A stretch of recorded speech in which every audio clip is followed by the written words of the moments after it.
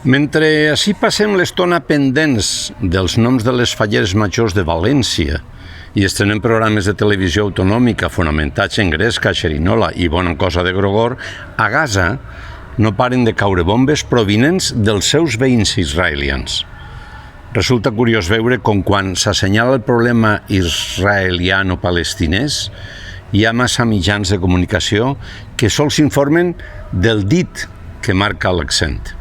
L'il·lustrador valencià Juli Sanchis, Arca, ho ha deixat molt ben explicat a la seva darrera vinyeta i res no pot fer-nos estranyar sobre la reacció d'un poble que porta més de 70 anys patint opressió i penalitats. Que no hi hagi cap mena de dubtes que aquest conflicte s'ha de resoldre el més aviat possible, demà mateix, com també s'ha de resoldre el d'Ucraïna i de la resta de conflagracions existents,